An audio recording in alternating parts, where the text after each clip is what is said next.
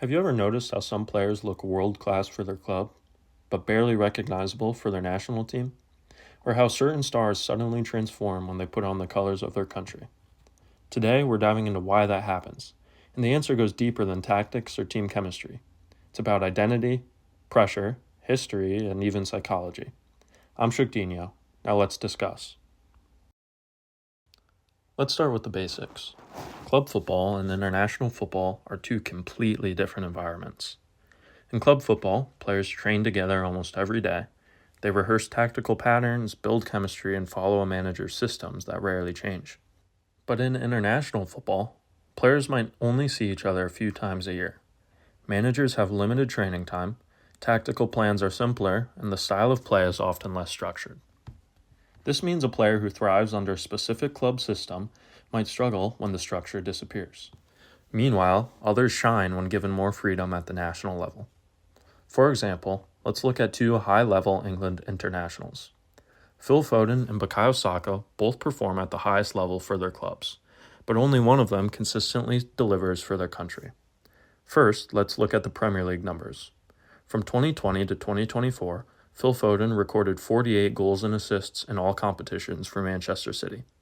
A strong return for someone playing in a side overflowing with superstars.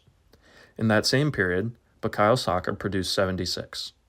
At first glance, that seems like a significant difference, but just trust me, Saka plays a much larger and much more central role in his club team.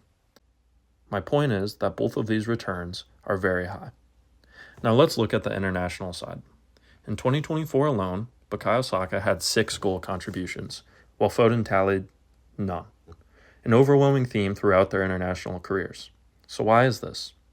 Well, Foden plays in a highly structured Pep Guardiola system, a setup known for always having an answer. When you move here, I move there kind of principles. This structure suits Foden. It might sound contradictory to say an attacking midfielder struggles when given too much creative freedom, but that might just be the case. Yes, you could argue that Saka also plays in a structured system, but he is often the creative outlet in that Arsenal side. He is given the license to run at players and use his individual brilliance to unlock defenses. So how does this translate to England? On the international stage, tactical systems are typically less developed because managers have far less time with their players. With fewer instructions and less structure, more responsibility falls on individual creativity. And yes, while Foden did have that assist to Eze, outside of that moment, he has produced many lackluster performances in an England shirt. I believe this is because he thrives within a defined tactical framework. Where Saka might feel restricted by too much structure, Foden needs that intricate passing and positional guidance to excel. Does this make Foden a bad player? By no means. He did win the PFA Player of the Year, somehow, and he has won countless trophies. It simply means he is a different type of player, one who might not always succeed at the international level when the structure he relies on isn't there. For some players, representing their country carries deep personal meaning. Pride, history, family, and even politics. A deeper personal meaning than when they are with their club. The national shirt becomes more than a jersey. It becomes part of who they are. This emotional connection can elevate performance. You see players run harder, press more aggressively, and show a level of sacrifice that they might not display every week with their club. A team-wide famous example of this is Iceland's run to the quarterfinals of Euro 2016. A prime example of players not necessarily thriving at the club level, but slotting in with their nation and exceeding expectations. The Iceland 2016 Euro squad remarkably had only 4 players playing in the top 5 leagues of Europe. And we're not talking about the best clubs in Europe. These guys played for Cardiff City and Swansea. No disrespect to Scotland. Scott McTominay. Or is it the Welsh? All the same up there. Anyways, my point is that these Iceland players were not world-class at their club. So how did they manage to give their country the most memorable run in their recent history? Simply put, passion. Running through a brick wall, throwing yourself in front of shots, shouting at the top of your lungs, that type of thing. Iceland's strong sense of pride led their players to physically give more of themselves to the team. More pressing, more tracking back, etc., etc. Such a proud people leads to players simply working harder. Let's look at another example of a player underperforming for their club and excelling with their nation.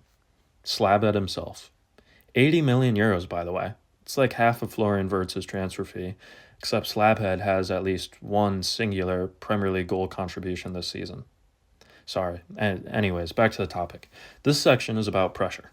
Harry Maguire has a unique opportunity to play for two of the largest footballing entities in the world, Manchester United and England. Despite the two both creating an enormous amount of pressure, they both create two different kinds of pressure. The pressure of playing in a huge club, well, not that huge, otherwise that poor lad would be able to cut his hair by now.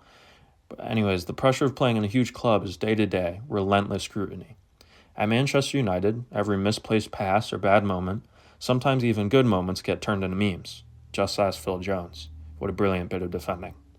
Simply put, club football is a 10-month cycle of noise, which some players might not mind, but others definitely do. The pressure he faces with England, however, is still massive, but temporary. It spikes around tournament time and then disappears.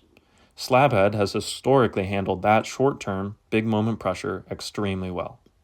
Notes say, cut to him, twatting the ball top it. Oh, yeah, there it is. Anyways, Harry Maguire is a great example of why players can perform on international duty, but not for their club. Sometimes, pressure elongated over an entire season, year after year, can build up on a player, whereas the national team gives them heavy pressure condensed in a shorter amount of time. So why do players perform differently for club and country? Well, it's a mix of a lot of things, really, and there's probably never just one answer for one player or group of players. It could be anywhere from tactical freedom to the level of passion they feel when they put on the shirt. Sorry, I just kept goosebumps. And it could even be due to the different types of pressure they face. But these were just some of the many answers as to why players perform differently with club versus their country. Anyways, guys, this was actually the first video that I've made, and I had a blast. Please let me know your thoughts in the comments. Do you agree or disagree? Do you have other ideas? Why? Let me know if you have any other topics that you would like to see, and if you enjoyed this video and want to see more. Lastly, please like and subscribe as it helps a bunch. Thank you.